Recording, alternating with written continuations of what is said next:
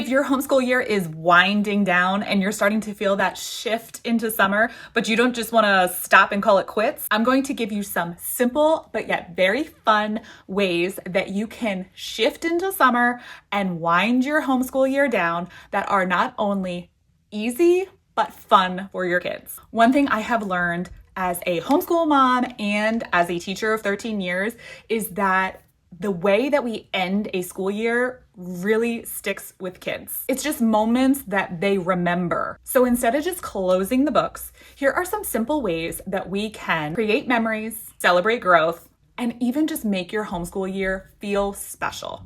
And I want to say this too. Even if you homeschool year round, I would still challenge you to just take a few days to intentionally celebrate the growth and learning that has happened all year long. Because we naturally celebrate the beginning of a year. It's excitement, it's the supplies, it's a new routine, we're getting new books. But at the end, we're usually tired, burnt out, over it, ready to move on, or just rolling right into the next thing.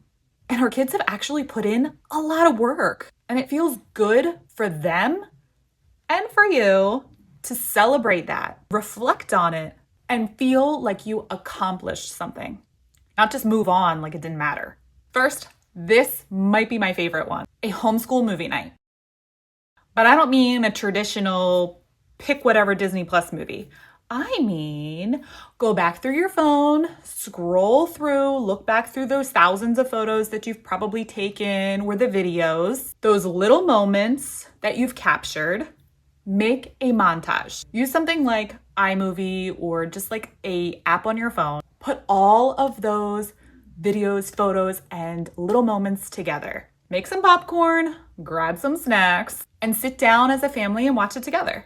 And then talk about things like the trips that you took, the things that you learned, the favorite books that were read, the funny moments. This is such a meaningful way to really reflect back and see how much learning and growth throughout the entire year. Second, a simple countdown to summer.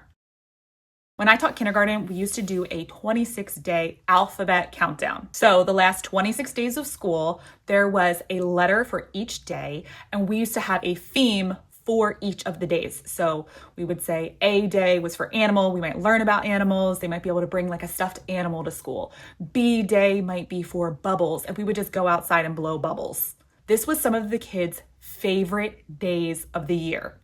It wasn't anything big and complicated, just something fun that matched the letter to the day. But it gave the kids something to look forward to each and every day. And so you can absolutely do 26 days, but if that feels a little overwhelming for homeschool, you don't have to.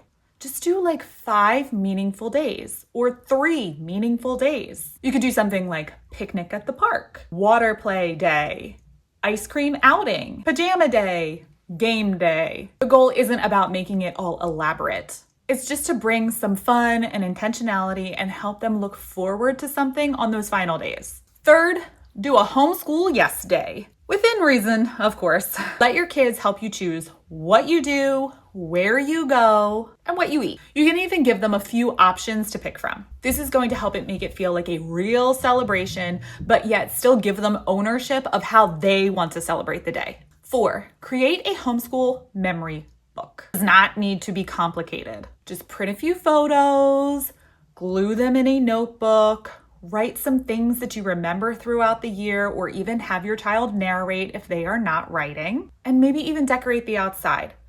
You can even print these off from like Teachers Pay Teachers for free most of the time. The goal is just to really capture and have them reflect back and think about things that they loved, things that they remember, to just reflect and think about all that growth and celebrate it. And then you'll have one year after year to continue to look back at. 5th, field trip. Let your child choose the final field trip of the year. Offer them one. Zoo, library, aquarium, park. Letting them choose within reason, again, gives them the ownership and makes it feel like a celebration for them rather than just you choosing where they're going. If you have multiple kids and you want to celebrate all together, you could do this for several days in a row, or you can just have them take a vote on where they want to go. The top one wins. 6th, Have a celebration day at home. You can decorate a little, put up some streamers, get a few balloons, maybe some confetti, make a special breakfast or dessert, and just talk about what they learned. You can even light a candle, set the table, make it feel special. You can even give them a little end of the year certificate or tell them what you are proud of them for this year.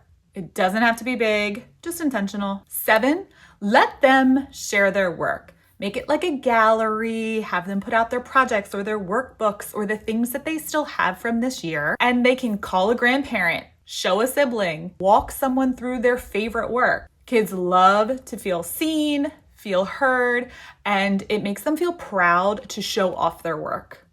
8, summer bucket list. This helps kids move forward away from the things that they did this year and what's going to be coming up for them in the new season. Just ask your kids, what is it that you would like to do in this upcoming season? And write it down together.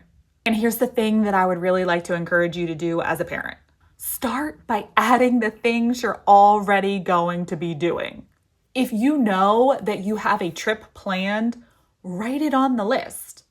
If you know you're already going to have a barbecue this summer, write it on the list. That's what's going to make this list feel doable, realistic, and something that you can actually follow through on.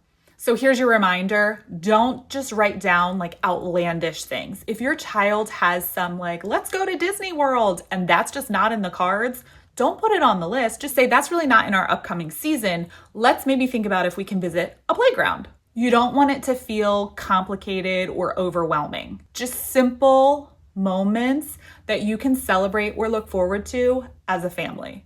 So think about really easy things that you can check off naturally, like eating dinner outside, playing in the sprinklers, getting ice cream on a random day out of the week.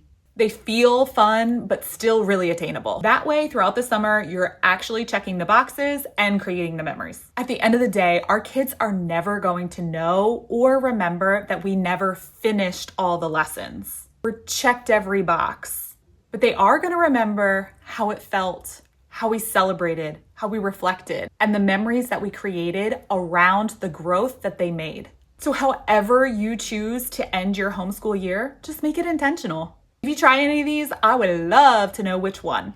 And make sure that you've subscribed.